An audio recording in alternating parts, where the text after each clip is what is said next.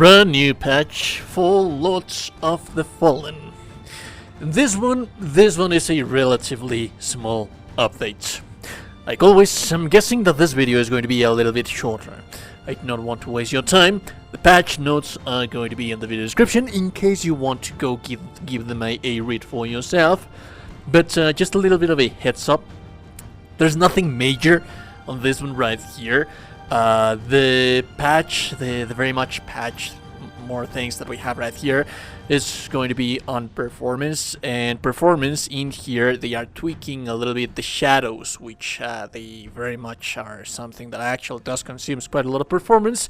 So just rest assured that they are still trying to work on performance. Now, after the few late patches that we've been having where they try to improve the matchmaking, they have already make it a little bit more approachable, more viable right here. The matchmaking has been adjusted to be more flexible with the ping requirements to allow for broader and quicker results, which this basically translates that sometimes if the host doesn't have good enough quality of connection, it would just immediately disconnect you from the host. Now it's going to give you a little bit more of access. Just have in mind that if your ping is still too high, you're still going to be suffering from multiplayer issues, for connectivity issues. So that's something that could be mentioned. I think that's the highlight of the multiplayer. And then one more of the highlights is the AI adjustments. Now those adjustments to the enemy actions and how they behave, they are more consistent and more predictable, so that you can read them a little bit better and fight them off a little bit better. There's two more highlights when it comes to the AI of the enemies, which are the ones that I would like to bring up, and that basically wraps up patch notes, at least the highlights that I would like to give you.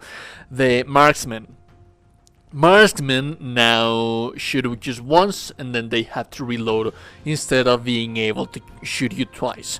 So they are not going to be that annoying that much anymore. So just be aware that they are going to shoot you once and then they reload and then they shoot you once again and then they reload it. No, it's no longer going to be the shoot and reload, shoot and reload. That's what they did on the marksmans.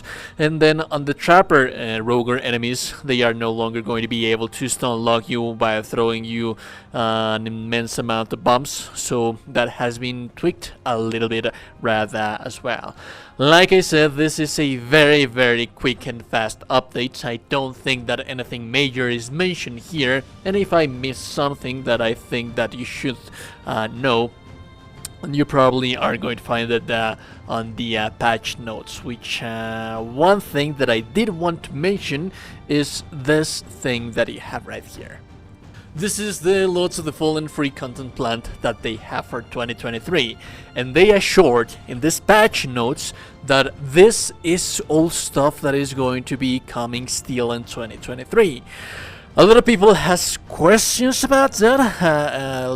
A lot of people is doubtful about that because there's many things that we can see in this roadmap, and having just 1 month to be able to fulfill it, I mean, I'm happy about it because it gives me content to be covering.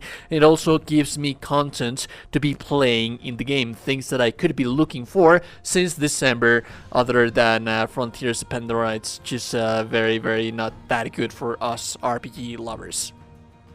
But anyways, we've already had the Halloween events, the inventory expansion, the mob density reduction, the new spells pack 1, the new questline events, which is the one for the golden buckets, and they have also managed, although it is not mentioned here, it's something that they did. It is not mentioned here, but the bosses, they are now at a level that they want them to be. One more thing that I think that they should have mentioned here, and that it is not checked, as you can see right here, is that the split balancing between PvE and PvP, they have already done that. I'm not sure why is this not checked in here.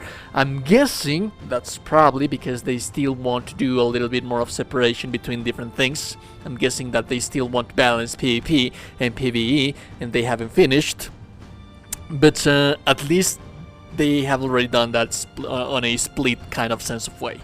But still, we are missing the additional secret Boston weapons abilities, the Radiant Armor set and questline, the one for the Umbral Armor, the one for the Roger Armor as well, the new Spells Pack number 2, we've already had the first one, the new Grievous Strikes, the Stash Inventory expansion number 2, the Game Pack key rewinding, the character appearance, the character creator, for us to be able to access it from the main game, to be able to change our character, and then the New Game Plus modifiers, which is something that I am actually quite very much looking forward to.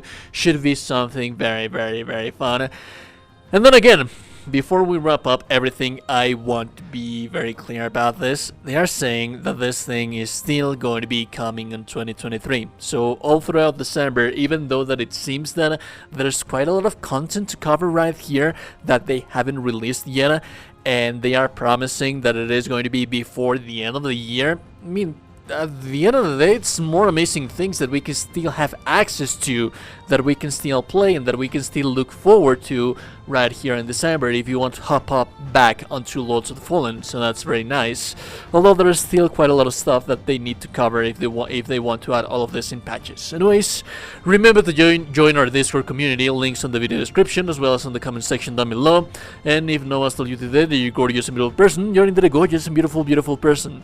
Like the video, subscribe to the channel before you close the door, and I'll be seeing you goddamn gorgeous and beautiful people in the next one. A beautiful day, goodbye.